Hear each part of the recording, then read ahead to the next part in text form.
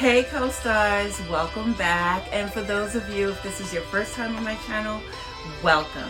And I hope you consider subbing. I'm LESHAUN and I am the proud owner of my second Tiny Home on Wheels. I'm into renovating, decorating, and designing. I'm also a photographer. And for those of you who don't know, I am also a triple platinum recording artist from the 90s, the best time of hip hop, by the way. Anyway, so yeah, I do a lot of different things, and so welcome to my channel. There will be a lot going on here.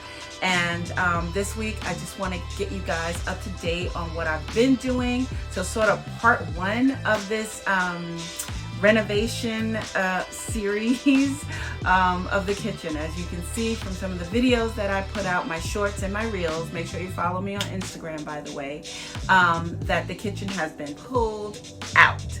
So the new cabinets are going in, and I did use IKEA cabinets. We're gonna get into why I used IKEA cabinets, because a lot of people don't understand the differences between technically an RV and a normal brick and mortar home.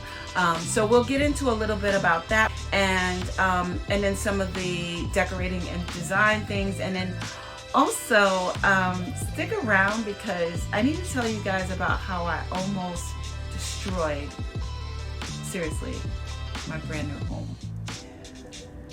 I can smile about it now, but I can tell you it was crazy.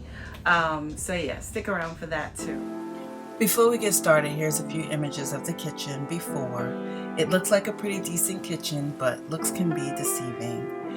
There was some serious issues with this kitchen, so here we go. What you'll notice is that the cabinets are actually not full cabinets. There is a framework that's built into the walls, and then the doors are attached to the framework. That is to keep your weight down. So you can't put a normal designer kitchen or Lowe's Home Depot kitchen cabinet in there. It's just way too heavy. The walls are way too thin. I had to pull out that TV cabinet, but I needed to remove the false floor in the bottom of those cabinets first. So it was a little bit stubborn, but I got it out eventually, you know, with a little bit of grit. And as you can see, there was a bunch of wires behind there, and that was just really tricky. I needed to be very careful and gingerly about it. The next day, I had some help pulling out the base cabinets because of the plumbing and all of the electrical that was attached to the rest of the cabinets. I am keeping my pantry because it's just way too many things attached to it. Oh, and co-stars, by the way, let me do a little sidebar because I forgot to do this in the beginning of the video, but happy Pride Month. I would think my t-shirt was pretty obvious, but I just need to say this, happy Pride Month. June is such a fabulous month because first, it's the month that I was born, and Prince and I were born on the same day, if you guys don't know that. And June is also Pride Month. And June is also Juneteenth month. So just, yeah, June is fabulous. But so let's celebrate. I just want to put it out there. If you don't know what Pride is, what Pride Month stands for, please take a minute to just educate yourself. And please remember to be kind to everyone and everything. So as you see, we were able to get everything out and get the new appliances in. And this vent here on the floor is a pain in the butt. It vents to the outside, it ducts to the outside, so it really doesn't do anything on the inside. But I had to come up with a clever way to disguise it from the inside but still have accessibility. So I modified that cabinet there that was going to sit over it. And then as you can see here, what I did was I turned that into a microwave cabinet. And there is a drawer there, but it's a very shallow drawer, as you can see.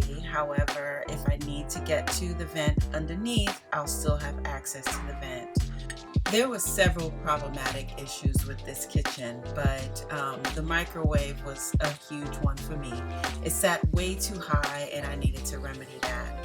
I did that by MacGyvering a cabinet and filling in that space so that the whole entire 30 inches was enclosed. So that cabinet to the left is one that I rebuilt, and it actually worked out nicely. I like having my appliances there. And then on to the next problem. There were these wires that stick out further than a normal base cabinet. So I had to come up with a solution. The wires are still in the process of being installed properly, but I buried a hole in the floor so they would sit down flush when the new floors are in. And I created a movable island for myself. So good solution. Probably wondering like, where all the water goes, you know, how the toilets work and the sink and all of that stuff. Well, when you're hooked up to shore sewer, we have hoses, and we'll get into a whole video one day about how that works with the black tanks, the gray tanks, freshwater tanks, and you know, whether or not you're going to be boondocking, meaning that you're not hooked up to anything, or if you're on, you know, a shore system. I'm on a shore system, so I have shore power, I have shore sewer, I have water, fresh water coming in from the city. So yeah, we'll get into all of that, but at any rate, I was really angry at myself, nobody else. I realized that I needed to slow down because I was making a lot of mistakes. I probably got pulled away just to answer a question, and in that time,